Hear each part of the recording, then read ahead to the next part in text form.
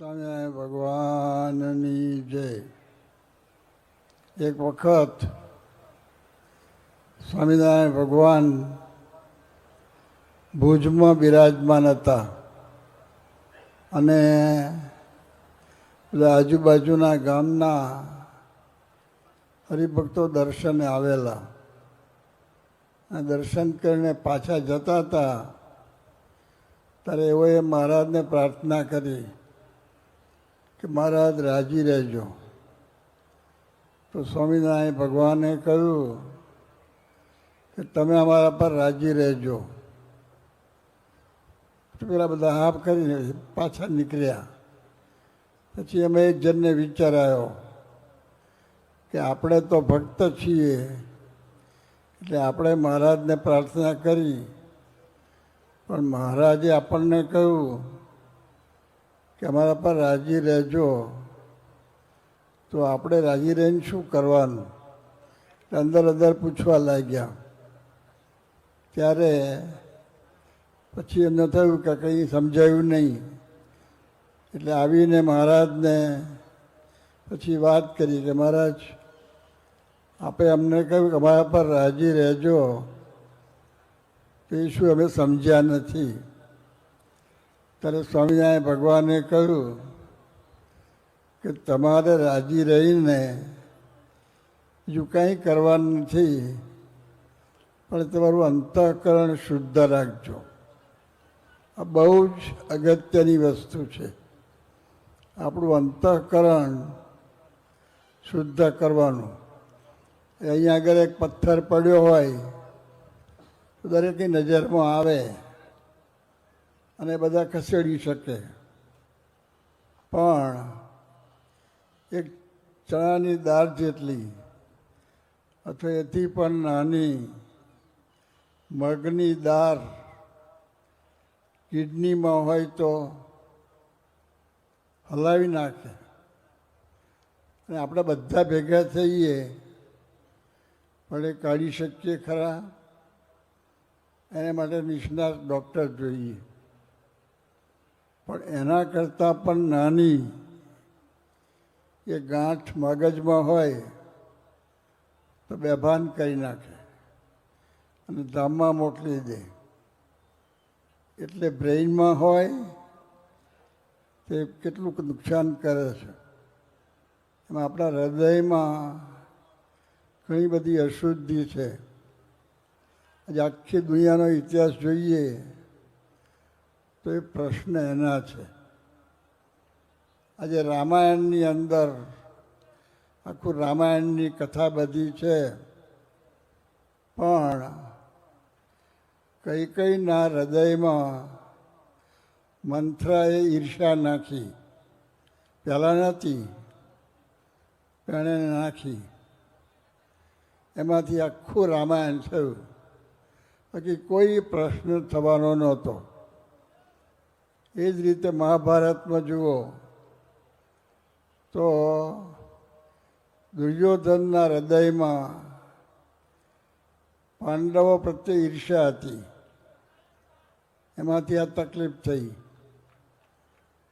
તો શ્રી કૃષ્ણ ભગવાને એમને કહ્યું કે ભાઈ અડધું રાજ તમે લો અને અડધું રાજ પાંડવોને આપો. દુર્યોધન કે ના બને. એ કંઈ વાંધો નહીં, 75% તમે લો અને 25% આપો. કે નહીં બને. પછી કહ્યું કે 90% તમે લો અને 10% આપો પાંડવોને. કે નહીં બને. પછી કહ્યું કે કંઈ વાંધો નહીં, બધું લઈ લો તમે, પણ આ 5 ભાઈ છે એને રોટલો ખાવા માટે કંઈ જોઈએ તો એક એક ગામ આપો. દુર્યોધન કે 100 જમીન પર ઊભી રહે, આડી નહીં, એટલી જમીન પણ હૃદય વગર નહીં મળે. આ તકલીફ. આખું રામાયણ મહાભારત થયું, એમાં આ બધા પ્રશ્નો છે. એટલે આપણું અંતર શુદ્ધ કરવાનું છે. આ વિચાર આપણને રહેવો જોઈએ. આપણું અંતર અશુદ્ધ થાય એનું અત્યારે વાતાવરણ વધતું જાય છે. આ મોબાઈલ આવ્યા છે એના ફાયદા ઘણા જ છે, પણ એને વાપરવાનો વિવેક ન હોય એટલા બધા પ્રશ્નો છે કે જેની કંઈ વાત જવા દો. એટલે આ બધો વિવેક એ આ સત્સંગ કરવાથી આવે છે. એટલે આપણને જે આદેશ આપ્યો છે, સ્વામિનારાયણ ભગવાને આદેશ આપ્યો કે નિત્ય પ્રત્યે સત્સંગ કરવો. આજે રોજ આપણે ખાવાનું જોઈએ, રોજ આપણે આરામ કરવો પડે. રોજ લગભગ બધા સ્નાન કરે છે, કેટલાક નહીં કરતા હોય, પણ અહીં તો બધા કરે છે. એ બધું આપણે રોજ કરી તમે સહજ થઈ ગયું છે. પણ અંદર શુદ્ધ કરવાનું છે વિચાર, એ રહેવો જોઈએ. નાની સરખી વસ્તુ હોય પણ આપણું મન રોટી નાખે છે. અત્યારે ધારો કે આ દ્રષ્ટાંત સમજાવવા માટે વાત કરું છું કે આ મોબાઈલ છે, આ મોબાઈલમાં કંઈ 9 આંકડા હોય છે. હવે એમાં તમે અહીંથી અમેરિકા ફોન જોડો અને બધા નંબર બરાબર છે, પણ છેલ્લો આંકડો 8 છે, એની પહેલાં 9 છે.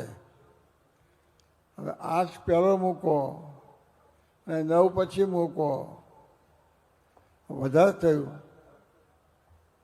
પણ લાગે નહીં.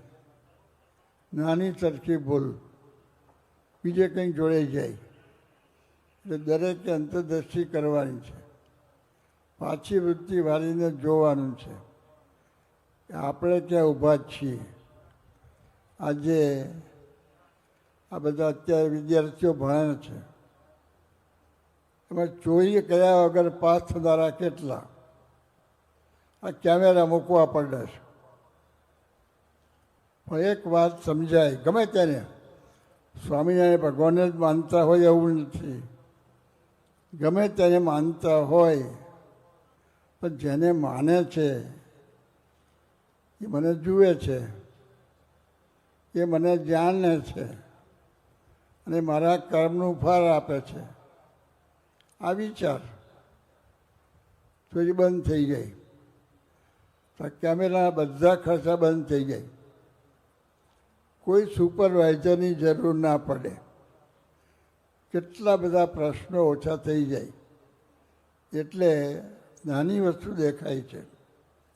બીજું, સામાન્ય રીતે આપણે એવું માનીએ છીએ કે આપણા બાળકનું ઘડતર કરવાનું છે તો આપણે એને સારી સ્કૂલમાં મૂકો, એમાં કંઈ ખોટું નથી. પણ અત્યારે મનોવિજ્ઞાન કહે છે કે બાળકના ઘડતરનો પાયો 2.5 વર્ષમાં નંખાય છે. તો સામાન્ય રીતે 2.5 વર્ષ સુધી બાળક ક્યાં હોય છે? ઘરમાં હોય છે. એટલે ઘરમાં નંખાય છે. તો એમાં ઘરમાં બધા જાગૃત થાય. 10 વર્ષ પછી આ સત્સંગ કંઈ જુદો હોય. પણ એમાં પણ માતાની વાત કરી છે. મનુસ્મૃતિમાં લખ્યું છે કે એક સંસ્કારી માતા 10 લાખ સારા શિક્ષકનું કાર્ય કરી શકે. 10 લાખ સારા શિક્ષક લાવવા ક્યાંથી? આ પ્રશ્ન છે. પણ આ ઘરમાં છે. એટલે જ્યાં જ્યાં માતાઓ જાગૃત થઈ છે ત્યાં આગળ આવા સુંદર કાર્ય થયા છે. એટલે આ મહોત્સવ તો આવા કંઈ રોજ આવતા નથી, પણ સમગ્ર જીવન મહોત્સવ જ છે. આટલું સમજાય તો કે ભાઈ માતા પિતાને દેવતુલ્ય માનો. કોણે ના પાડી? આખી દુનિયાને બધાને સ્વીકારીએ છે. માતૃદેવો ભવ. પિતૃદેવો ભવ, આચાર્ય દેવો ભવ, અતિથિ દેવો ભવ. અને પેલા રંગ અવધૂત મહારાજે પાંચમું ઉમેર્યું કે પરસ્પર દેવો ભવ. તો આ તો સનાતન વાત છે. આ બધી વાતો શીખવાની છે. આજે આ સમાજમાં આપણે જોઈએ આ બધા કેન્સર ને બધું થયું છે. તમાકુ કોઈ જરૂર નથી. તમાકુ ઝેર છે, દારૂ દાવાનળ છે, જુગાર જમપુરી છે. આ બધી પાયાની વાતો. હવે તમારામાંના ઘણા બધાને તો એવું કંઈ નથી, પણ છતાં ઘણાને હોય છે. આપણા ઘણા હરિભક્તો ગુટકા ખાય છે. ચોખ્ખું કેન્સરને આમંત્રણ સિવાય આમાં કાંઈ નથી. હે કેન્સર દેવ, તમે મારા હૃદયમાં પધારો. આ કેન્સરને આમંત્રણ છે, એટલે જાગવાનું છે. આપણે બધી આત્માને પરમાત્માની વાતો કરીએ છીએ, પણ આ બધી વસ્તુઓ નથી. આજે દરેક પોતાને પ્રશ્ન પૂછે, મહોત્સવ ભેગા થયા બરાબર છે, પણ દરેકને પ્રશ્ન પૂછો, પોતાની જાતે પૂછવાનો કે મારા પરિવારમાં સમ કેવો, એકતા છે. રામચંદ્રજી ભગવાનની વાત જાણી, પણ આપણા પરિવારમાં એકતા છે? જો આપણા પરિવારમાં એકતા હોય, બહુ મોટી વાત કહેવાય. આખું મંદિર ઊભું થઈ ગયું. હમણાં આબુધાબુની વાત કરી અને રોબિન્સવિલની વાત કરી, પણ આપણે પોતે જ મંદિર બની ગયા. જો આ સિદ્ધાંત અપનાવીએ તો એ માર્ગે ચાલવાનું છે. એટલે દરેકે આવા મહોત્સવમાંથી આની પર વસ્તુ નાની લાગે છે. આઈન્સ્ટાઈને ફોર્મ્યુલા આપી, E=mc². કેટલા જણા એમાંથી સમજે છે? ભલા સમજી શકતા નથી. એણે કશું જ આપ્યું નથી, પણ આ વિચાર આપ્યો.